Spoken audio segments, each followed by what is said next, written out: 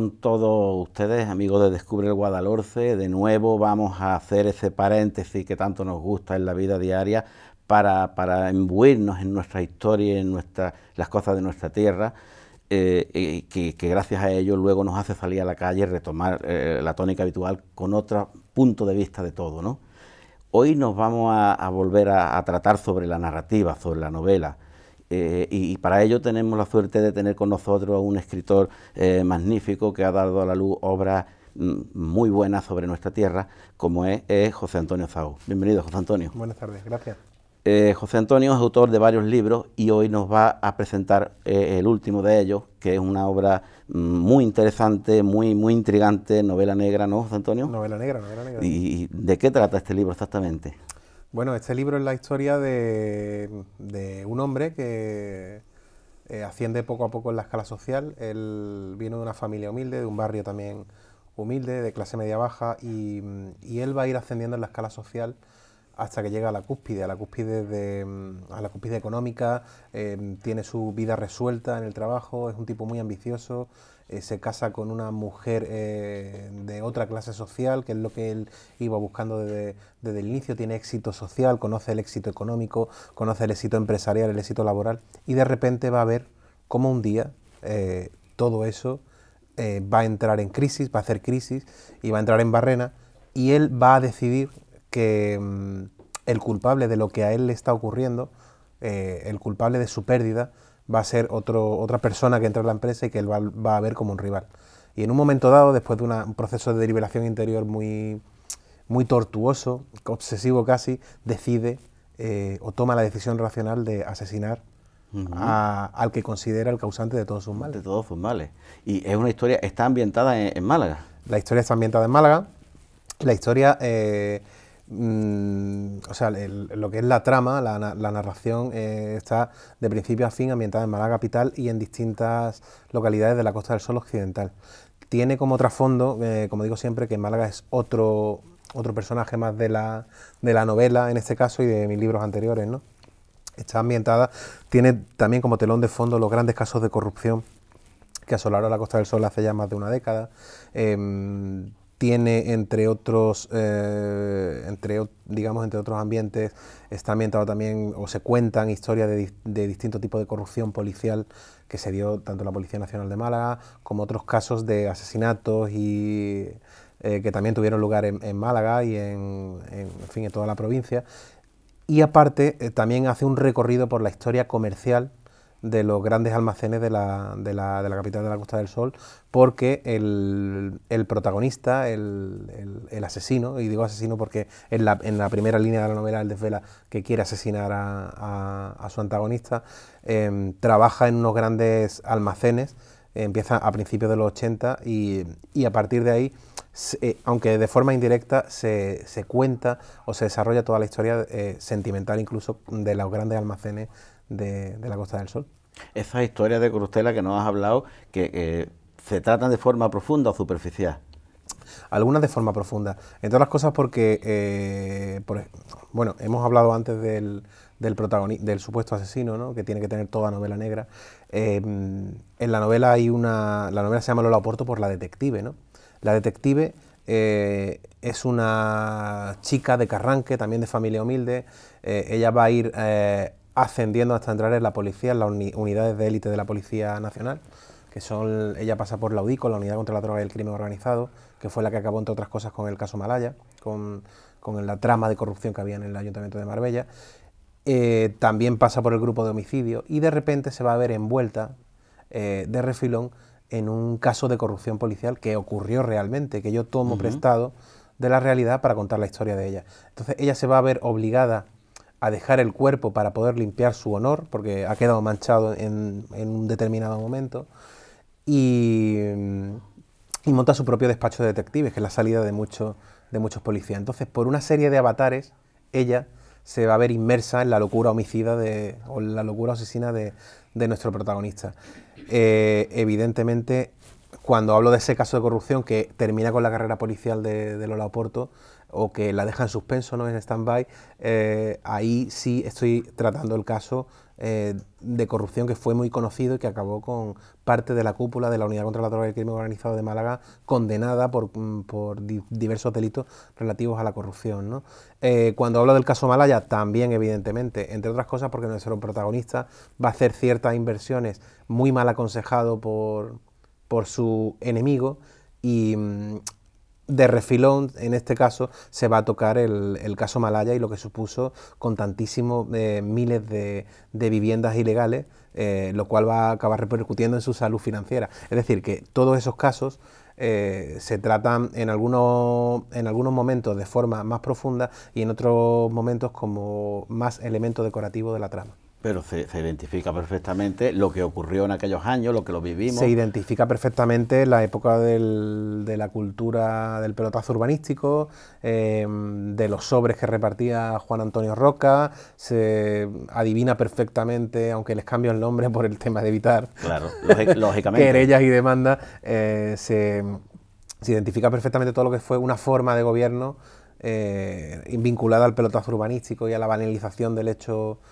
urbanístico, ¿no?, cuando todo el suelo parecía ser urbanizable en la Costa del Sol, y lo que fueron cerca de 20 años de gobierno del Grupo Independiente Liberal en el Ayuntamiento de Marbella, ¿no? Todo a partir de esta chica que nace en Carranque. Exacto. Y que llega a la UDICO y que monta su agencia de detectives, que es la protagonista, que es Lola Porto, del libro, que le da título. Le da título, sí. También, a partir de eso, la historia luego se transforma en la búsqueda de ese asesino y transcurre también por la zona de Málaga. Claro, evidentemente. El libro tiene una salvedad que no, o un factor condicionante que habitualmente en la novela negra no se suele presentar desde el principio la identidad del asesino, ¿no?, sino que el detective trata de encontrarlo, de detenerlo a través de una serie de indicios que van apareciendo con distintos cadáveres y distintos momentos argumentales que son álgidos, ¿no?, en una trama negra.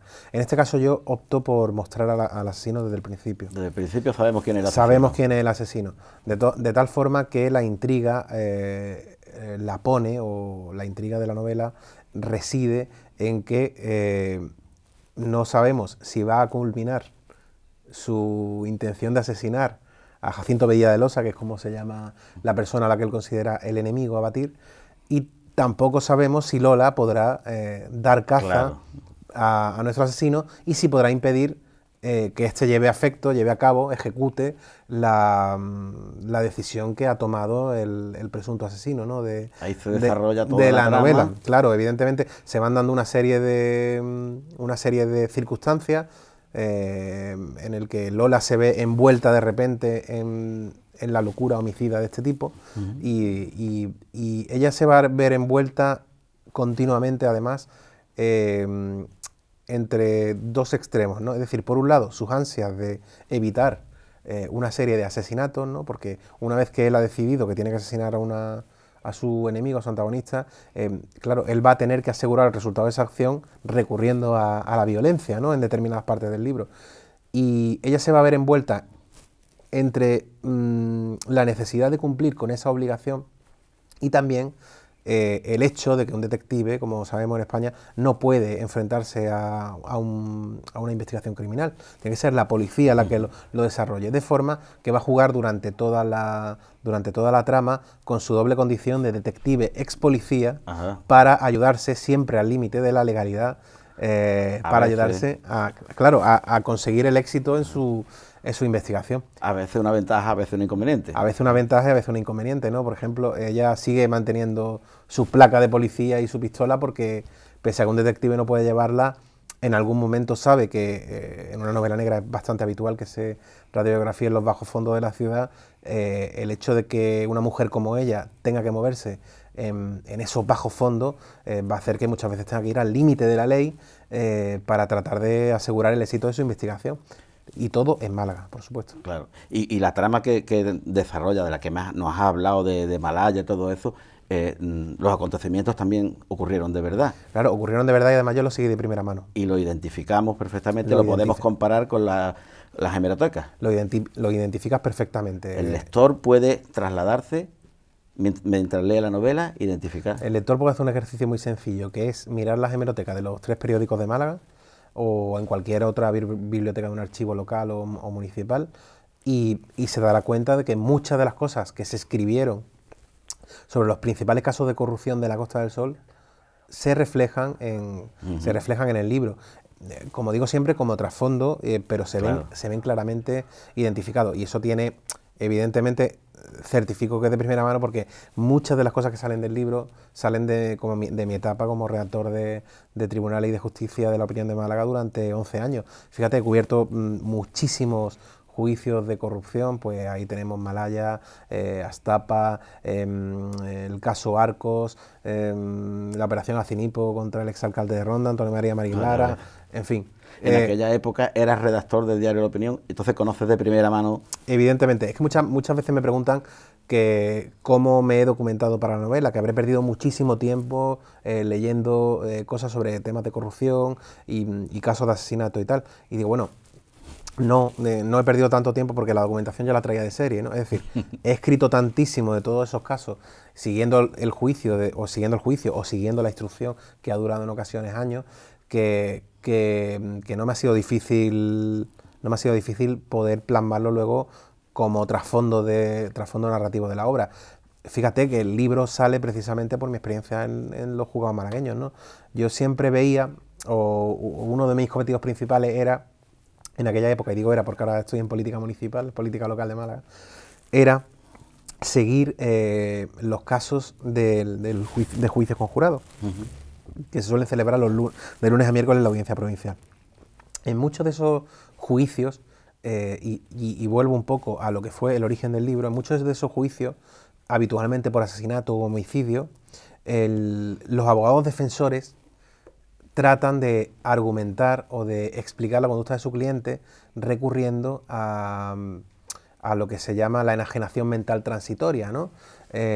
O aludiendo a algún trastorno de personalidad. Atenuantes típicos. Atenuantes típicos, aludiendo a algún trastorno esquizoide. Evidentemente lo hacen en el ejercicio de su derecho de defensa, ¿no? Pero a mí me llamaba la atención que incluso jurídica y judicialmente y humanamente, muchas veces ante la barbarie, ¿no?, que supone un asesinato, que es que una persona acabe con la vida de otra, tratamos de explicar esa conducta homicida o asesina desde la enfermedad mental, ¿no? Parece que no podemos tolerar que una persona mate a otra porque sí, por el mal por el mal, ¿no? Por hacer el mal por el mal, ¿no? Entonces hay que buscar una excusa, ¿no? Exacto, parece que siempre tenemos que buscar una excusa, ¿no?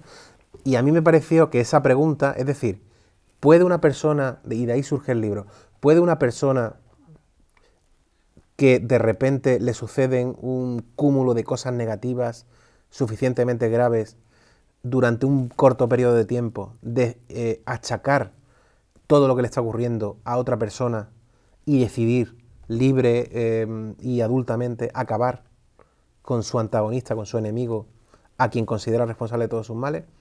Esa es la pregunta base que da lugar a la premisa del libro y que dio lugar a la novela negra que estamos aquí esta tarde presentando. ¿Podría una serie de circunstancias provocarme una enajenación que me llevaran a cometer un homicidio? Eso hay en la literatura judicial y periodística. Una filosofía inmensa, ¿eh? Podríamos estar... Es decir, no solo periodísticamente, sino que hay criminólogos que han dedicado su carrera entera a eso y filósofos que se han dedicado, cuya principal línea discursiva o principal línea de pensamiento ha sido ahondar en la capacidad de hacer el mal del hombre, el mal por el mal, ¿no? El hombre es un lobo para el hombre, otros decían que no. Quiero decir que... Y judicialmente la causística de llevarme tanto problema a una enajenación, ¿un juzgado lo entiende como atenuante? Hay veces que sí, hay veces que no. Porque... ¿De qué depende? ¿De la ley o del juez? Yo creo que depende de la ley. Depende de la ley y de los informes forenses, que en estos son todos, ¿no? Claro, también. En los informes de psiquiatría forense, ¿no? Hay muchos casos que en los que el acusado, por ejemplo, presentaba distintas enfermedades o males psiquiátricos derivados del consumo continuado de estupefacientes o del consumo continuado de alcohol durante mucho tiempo. Eso es un problema, evidentemente. Y ahí se ve en muchos casos lo que trata el fiscal de probar y lo que trata la defensa de impedir o en algunos casos le beneficia que se pruebe, es si eso afecta a tu querer y a tu entender, ¿no? Es decir, a tu voluntad, es decir, a tu voluntad de querer hacer daño a otra persona y al hecho de que sepas claramente que lo estás haciendo, ¿no? Entonces, ahí se dirime el grado de imputabilidad que tiene el acusado. Claro, puedo tener tanto daño dentro como para causarme un trastorno. Ese es el tema, y entonces en algunos casos sí es cierto. Una persona que tiene un trastorno esquizoide probado y que en un momento determinado tiene un brote, ¿puede llegar a matar? Bueno, pues ha habido casos en que sí. No, evidentemente el 99,9% de las personas que tienen ese problema y están bien tratadas no recurren nunca a realizar ningún hecho delictivo, pero hay un determinado tanto por ciento pequeño de casos en los que el consumo de estupefacientes, el consumo de alcohol durante muchísimo tiempo, incluso el consumo combinado de ambas sustancias, les lleva a tener tal estado intelectual y mental, de forma que aunque cometan el hecho no saben lo que están haciendo o no son conscientes de que lo están haciendo o lo cometen como parte de un delirio. Es decir, lo que están haciendo se explica como parte de un delirio, ¿no?, que se ha desbordado en una determinada parte. Yo recuerdo, por ejemplo, el caso del parricida de Mangas Verdes, ¿no? Era un tipo, creo que fue en 2005, que una noche en una casa mata de Mangas Verdes, con un arma cortante, creo que era un hacha, no recuerdo bien, pues acaba con la vida de varios de sus familiares, ¿no? Un hijo, me parece, y creo que fue su mujer, la madre de su mujer, y casi acaba con la vida de la hija, ¿no?, a hachazos. Ese hombre no fue condenado a cárcel, fue condenado al internamiento en un psiquiátrico durante 10 años para recibir el tratamiento adecuado, porque estaba quejado de un tipo de sonambulismo que se llama parasomnia, que es una especie de sonambulismo agresivo, ¿no? De tal forma que el hombre, cuando estaba dormido, entraba en una fase del sueño en la que no era dueño de sus actos, y él dice, o él en el juicio dijo, y a lo largo de la instrucción, que él lo que veía era que un grupo numerosísimo de avestruces venía corriendo hacia él, y entonces él, para defenderse, coge, creo que era el hacha, y empieza a tratar de defenderse de lo que era una alucinación onírica casi, ¿no?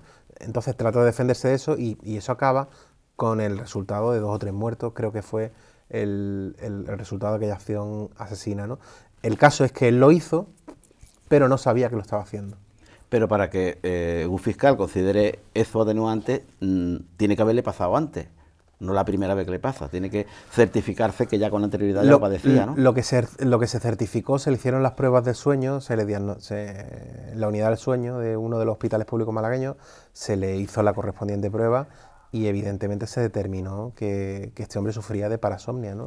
Incluso en algunos países se está integrando ya como atenuante en el proceso penal, ¿no? O como eximente completa. Eso no quiere decir es decir, no vas a la cárcel, pero sí ingresas en un psiquiátrico penitenciario y recibes el tratamiento que tienes que recibir. Y definir esa línea con esa actitud también debe ser complicado, porque alguien lo puede aprovechar en su favor. No, ahora digo que tengo una enajenación y ya Claro, está. fíjate, es que muchas veces en los juicios lo que se discute es la pericial del informe forense del Instituto de Medicina Legal o del profesional al que el juez de instrucción haya encargado la pericial para determinar el grado de imputabilidad, ¿no?, que se llama, de la persona que está sometida a un proceso penal, contra otro informe pericial que suele haber pedido la defensa a un profesional de prestigio, y que habitualmente dice lo contrario de lo que dice la pericial de la Fiscalía, de forma que entre ellas se discuten,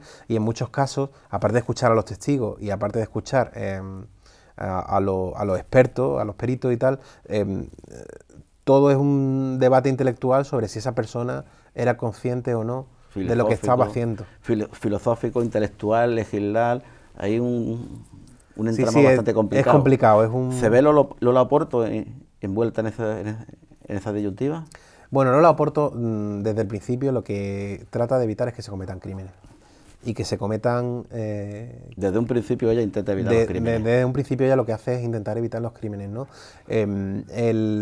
Esta disyuntiva, que es de la que hemos hablado, ¿no?, esta dicotomía entre el mal per se o el mal inducido por un trastorno psiquiátrico, la sufre sobre todo el protagonista. El protagonista, o reflejo, de forma creo que bastante vívida, bastante palpable para el lector, lo que es todo el proceso de deliberación interna del protagonista desde que sufre todos esos problemas, todos esos avatares negativos que van a influirle en la toma de decisión del asesinato, hasta que efectivamente decide asesinar a la otra persona. Es un proceso que él entra en una deriva existencial, intelectual, económica, de todo tipo, de forma que hasta al final va a decidir matar a la otra persona. Y ese proceso de deliberación, que es desgarrador en algunas ocasiones, incluso lee libros al respecto, ¿no? Como La banalidad del mar de Hannah Arendt, en fin. Todo ese proceso trata un poco de distinguir el grano de la paja de lo que es enfermedad mental, de forma que no sabemos si nuestro protagonista coquetea con la enfermedad mental o es una persona que libre y maduramente ha decidido acabar con otra. El lector, entonces, a través de esas corruptelas que hemos hablado, que vivimos los malagueños de entonces, va a vivir las contradicciones mentales del protagonista. Sí. Las vas a sentir como suyas. Sí. Es como un poco como el Raskolnikov de Dostoyevsky, ¿no? Que mata a una anciana usurera. Sí. Y va a estar durante todo el libro atormentado por lo que hizo, ¿no? El lector va a estar metido en la cabeza de ese hombre. Exacto. Viviendo lo que... El lector, por un lado, va a vivir el mundo interno de un homicida, y una parte discursiva de la obra trata en torno a la deriva mental de ese personaje, ¿no? A por qué decide matar al otro, no solo desde el punto de vista intelectual, sino también desde el punto de vista del vivir. Le van pasando cosas. Y sus circunstancias propias. Exacto, se va contando su progreso en la vida y luego su caída, su ascenso y su caída, ¿no? Perseguido por Lola Oporto. Y en el otro plano narrativo es Lola Oporto, que de repente se va a ver envuelta en eso, sin saber muy bien cómo, de una forma casual, pero ella decide soslayar o dejar a un lado el principal trabajo que tiene, que es el detectivesco, y el detectivesco no descubro nada si en la mayor parte de los detectives se dedican a fraudes al seguro, a investigar cuestiones de alcoba, o incluso hoy me decía un amigo mío detective, me decía que también se dedican mucho a la información empresarial, ¿no? A ver quiebras de empresas y tal. Es decir, esas son las tres principales patas de mango. Entonces ella va a soslayar un poco lo que le da de comer y se va a dedicar, empujada por su ética, se va a dedicar a tratar de que alguien que no sabe quién es en un principio decida acabar con la vida de otro hombre. Es un punto de vista muy exclusivo, ¿eh? Sí, engancha ese punto de vista desde dentro de la mente del asesino a vivir cosas que ya conocemos. Un punto de vista muy interesante. Es una vuelta de tuerca. Esto ya se ha hecho en novela negra, quiero decir que no estoy descubriendo nada, pero a mí me parecía que era interesante que el lector tuviera la perspectiva no solo del presunto asesino, sino también de la detective, de forma que se van complementando ambas. Y hay hay algunas personas que me han dicho que ellos se sienten identificados con las cosas que le pasan incluso al asesino, ¿no? Joder, que alguien puede decir, joder, el asesino podía ser yo. Lo comprendo. Ese es el tipo de pregunta y de inquietud que yo quería despertar en el lector, ¿no? Es la ventaja que tiene la novela, contrariamente al cine, que en el cine hay detalles que se te pueden ir, cuando en la novela el detalle te va a llegar, lo vas a sentir en tu mente. Sí, lo vas a ver, lo vas a palpar desde el principio, y ya te digo que la historia es al principio un poquito más lenta, pero luego llega a un ritmo vertiginoso en el que yo pongo las cartas boca arriba desde el principio, y el lector sabe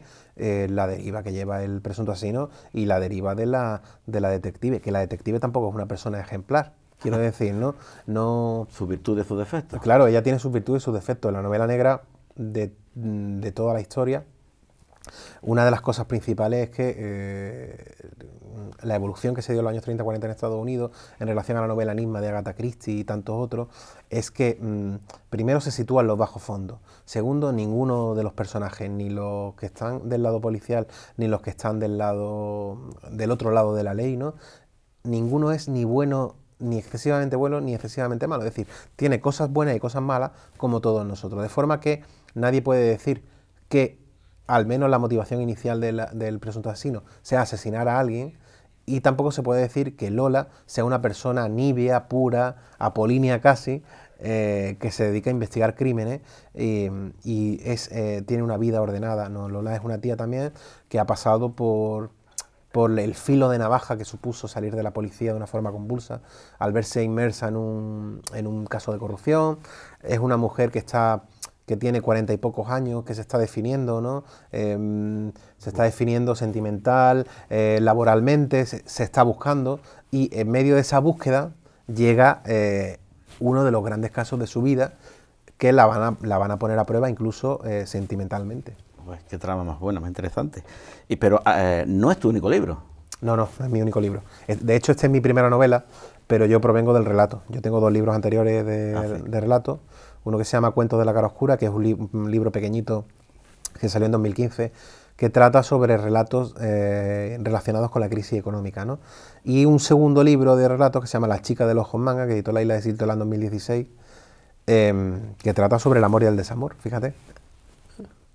Y ahí tienes una historia muy relacionada con nuestra tierra, con nuestra comarca. Bueno, fíjate, ahí aparece un cuento que se llama El Santón de Jarapalos, que está, o cuya idea nace a partir de la canción Jesucristo García de Extremoduro, que muchos de los televidentes la conocerán.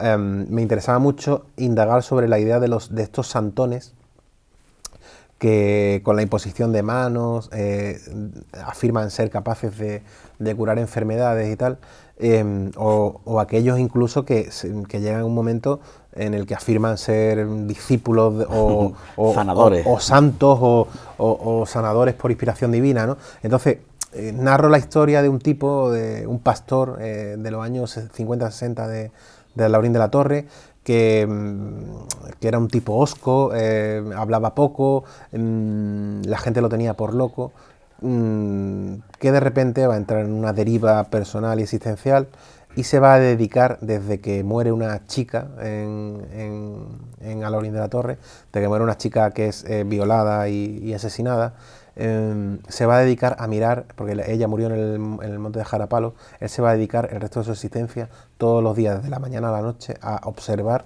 a mirar, prácticamente obnubilado, el monte de Jarapalos. Entonces, a partir de ahí se genera una leyenda popular de que este hombre tiene dotes adivinatorias o dotes sanatorias, y que incluso la imposición de manos la hace por inspiración divina, ¿no?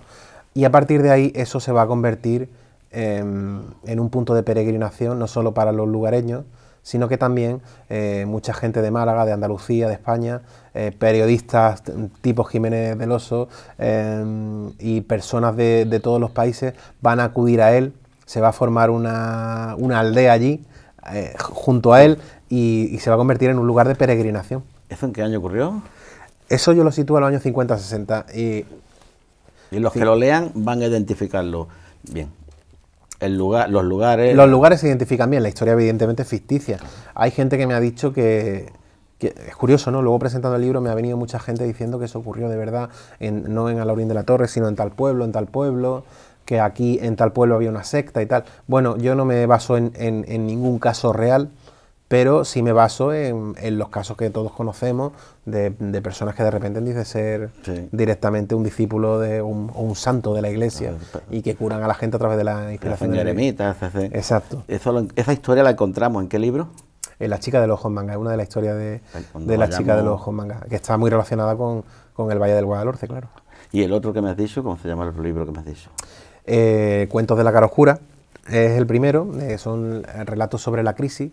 Son relatos ambientados, pues bueno, en una época en la que estábamos digiriendo el fin del pelotazo urbanístico, ¿no? Que Málaga pasó de una forma tan... El boom urbano este que tanto nos dio. De una forma tan complicada y tan difícil, ¿no? Fue una difícil digestión, ¿no? Y entonces hubo muchos damnificados de la crisis, ¿no? Entonces los 10 cuentos tratan precisamente arquetipos de personas que se vieron damnificadas durante la crisis. Hay una madre a punto de ser desahuciada, una maestra, hay incluso un concejal, que esa es una historia real que yo ficciono, hay incluso un concejal de Marbella, y esta historia es verídica, un concejal de Marbella que pasa por la cárcel, por el caso Malaya, y cuando sale de la cárcel lo primero que hace al llegar a su chalet es quitar todas las rejas de su ventana, ¿no? Sí. Entonces cuento la historia de ese concejal que me contaron y la hago cuento, evidentemente.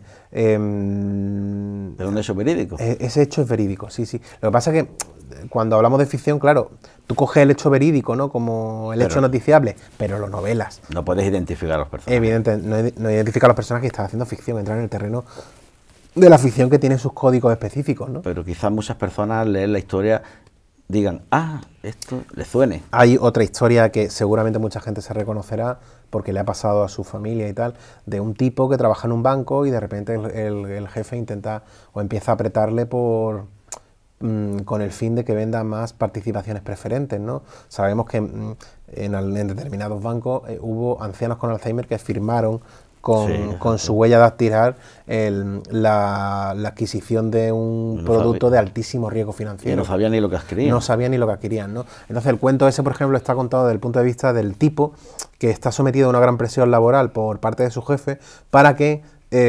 logre vender cuantas más preferentes mejor, porque el banco tiene que presentar una cuenta de resultados excelente, y entonces él se dedica a vender este producto de tantísimo riesgo financiero a la gente que vive en él. Precisamente el punto de vista que nadie ha tenido en cuenta. Exacto. Muy interesante. Desde el punto de vista del malo, ¿no?, como dice un amigo mío, ¿no? Exacto. Pues desde el punto de vista del malo se cuenta la historia de la participación, de la venta de participaciones preferentes. Desde el punto de vista de la persona que estuvo procesada se cuenta la historia del concejal del caso Malaya, y luego tenemos también el punto de vista de los verdaderos damnificados de la crisis, como la madre soltera que está a punto de ser desahuciada, una maestra y un médico también. Ahí es otro de los protagonistas de mis cuentos, que van a sufrir los recortes en sanidad y en educación que tanto se dieron fundamentalmente entre 2012 y 2018 en la época del gobierno del Partido Popular.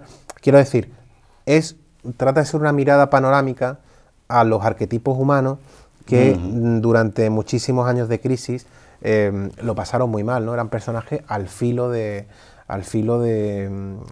un desfiladero ético y moral en el que caímos todos, ¿no? Quiero decir que... Y nos permite ponernos en el lugar de cada uno de ellos. De eso se trata. Y también un poco partiendo de la base de que nadie es completamente bueno ni completamente malo, que todos tenemos cosas buenas y cosas malas, ¿no? Entonces se trata de indagar un poco en las contradicciones del ser humano, ¿no? Que yo creo que la misión principal del escritor o de la escritora es tratar de reflejar la realidad tal y como tú la ves, reflexionar sobre ella y lograr que tus lectores se hagan preguntas. No se trata de responderlas, se trata de hacértelas tú y que a su vez esas preguntas que tú te has hecho coincidan con las que se han hecho muchos lectores. Mucha gente que ha reflexionado sobre el ser humano, sobre la vida, sobre la existencia. Decía un sabio, yo soy yo y mis circunstancias. Evidentemente, evidentemente. Tienes otras obras escritas, ¿no? ¿Quieres más obras? Bueno, sí, estas son mis 3 obras en solitario y luego he participado en algunas colecciones de relatos, como por ejemplo Relatos de Pasión, que son 12 cuentos sobre la Semana Santa malagueña, que escribo, ambientada en la Semana Santa de Málaga. Ambientado en la Semana Santa de Málaga, que escribo con Jonathan Santos y Augusto López, que son otros 2 magníficos escritores, y que, espero que no se me olvide decirlo, ilustra la magnífica pintora e ilustradora malagueña Carmen Larios, que es un libro que hicimos en 2017 y que ha tenido también cierta repercusión, porque no había... sobre Semana Santa hay mucho desde el punto de vista histórico, sociológico, antropológico o incluso religioso, pero nosotros consideramos que no se ha hecho todavía, o si se ha hecho, claro, salvo honrosísimas excepciones, buena ficción ambientada en la Semana Santa, ¿no? Entonces eso es lo que tratamos de suplir de alguna forma con un punto de vista modesto de 3 autores malagueños que nos gusta la Semana Santa. Y como decía el prologuista, que lo he leído yo, ofrece unos puntos de vista que a veces pasan desapercibidos, desde el cofrade, desde el punto de vista económico, desde el punto de vista de tradición, desde el punto de vista cultural. Efectivamente. Que a veces nos quedamos con solo uno, pero hay más. Toca un poco, ¿no? El niño que el niño que junta su bola de cera, que en esa colección que va haciendo año tras año mientras va creciendo. Es costumbre, ¿eh? Pidiéndole la cera a los nazarenos, el portador de un trono, el imaginero, el músico, el congregante de una banda de música que cada año acompaña a cualquiera de los tronos. Y ese es uno de los libros que más satisfacciones nos ha proporcionado. Y luego hemos hecho otro, en este caso con Sergio Lanzas, que es profesor y escritor, y con María Antonia Delgado, que es periodista y profesora de lengua y literatura. Hicimos lo mismo, pero en relación al Carnaval de Málaga, ¿no? Sergio es un carnavalero muy famoso en Málaga, él tiene 3 primeros premios de la modalidad de comparsa en el Carnaval de Málaga, y María Antonia es una gran experta también en el Carnaval de Málaga, además de ser una magnífica periodista, una magnífica profesora. Hicimos 12 relatos en torno al Carnaval malagueño también. Un libro relativo a relatos sobre Semana Santa malagueña y otro libro relativo a relatos sobre el Carnaval de Málaga. En Málaga, claro, que tampoco había. En Cádiz sí hay mucha producción y de calidad. En relatos. En relatos y en novelas relacionadas con el Carnaval. Pero en Málaga no se había... La verdad es que desconozco, no voy a decir algo que no puedo afirmar, pero desconozco si en Málaga se había hecho algo antes desde el punto de vista de la ficción relacionada con el Carnaval de Málaga. Yo creo que fuimos pioneros y si no, estamos ahí. Lo que sí había, evidentemente, son un magnífico estudio antropológico, sociológico, sobre la esencia de la fiesta, historiográficos, porque en Málaga se está descubriendo ahora mucho lo que fue el carnaval antiguo, ¿no?, de antes de la República y que viene prácticamente desde el siglo XIX y XVIII. Se está haciendo muy buen trabajo en eso por parte de los investigadores y de los historiadores. Pero nosotros queríamos contar el carnaval desde el punto de vista de la ficción. Otra vez, historias que pasan a un comparsista, a un murguista, a un periodista que sigue la retransmisión del concurso de carnaval, a un autor de comparsa, en fin. Pero es muy bueno porque nos da el punto de vista de todas esas personas. Evidentemente, es acercarte a un hecho festivo de Málaga a través de la ficción. Cada uno vive el nuestro, pero no nos acordamos de los demás. Exacto. Y esa es la oportunidad. Esa es la oportunidad. Y luego he participado en un libro que se llama Cuentos Marengo, que eran con magníficos escritores, pues no sé, de la talla de Carmen Enciso y otros,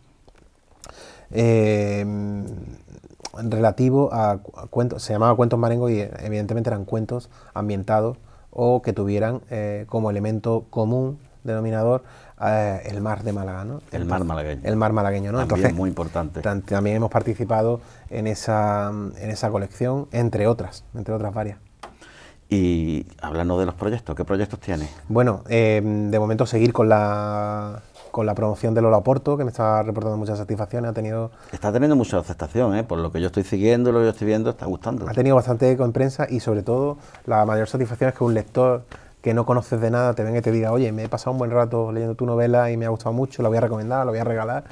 Y por tanto, digo, seguir con la promoción de Lola Oporto, que salió a principios de noviembre pasado.